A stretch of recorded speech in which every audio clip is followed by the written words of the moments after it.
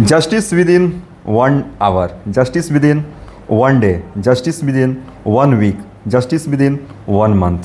जी, यह न्याय व्यवस्था का इतना अच्छा प्रक्रिया कब था? जब हमारे देश में राजा विक्रमादित्य, रानी अहिल्याबाई होलकर, छत्रपति शिवाजी जब इस देश में राज करते थे, तब का यह न्याय व्यवस्था था। जी, यदि आपका कोई भी केस होता था तो आपको सिर्फ 1 घंटा में उसका फैसला सुना दिया जाता था। यदि ज़्यादा कॉम्प्लिकेटेड केस हुआ तो आपको 1 दिन इंतज़ार करना पड़ता था। यदि उससे भी ज़्यादा रेयर केस हुआ तो आपको 1 सप्ताह इंतज़ार करना पड़ता था।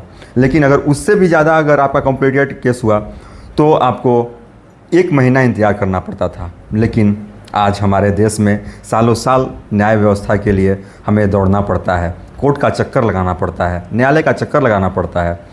चूँकि आज हमारे देश में मोदी जी का सरकार है, जिसके कारण अभी तत्काल में ही यूजीसी का ही मुद्दा आप ले सकते हैं। जी, यूजीसी का फैसला 19 तारीख को आना था, 19 मार्च को आना था, लेकिन ना कोर्ट में बेंच बैठी और ना ही अगला डेट आया। जी, ना डेट आया और ना फैसला सुनाया गया। क्या यही न्याय व्यवस्था है मोदी जी? देश की जनता आपसे पूछ रही है, बार बार आपसे पूछ रही है मोदी जी, क्या आपका यही न्याय व्यवस्था है मोदी जी?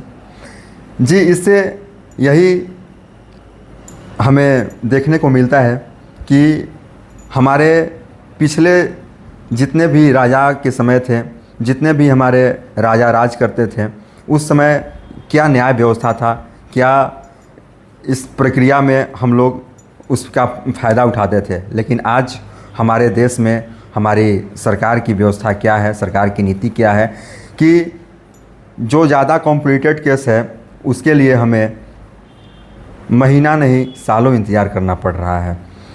यूजीसी का फ़ैसला यदि आप नहीं दे सकते थे मोदी जी, तो आपको यह बिल लाने की कोई आवश्यकता नहीं थी।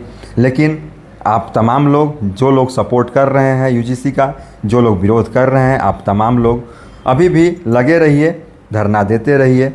चूँकि हमें थकना नहीं है, हमें सरकार से हारना नहीं है और आगे हमें और मजबूती से लड़ाई लड़नी है और न्याय व्यवस्था से हमें न्याय लेनी है।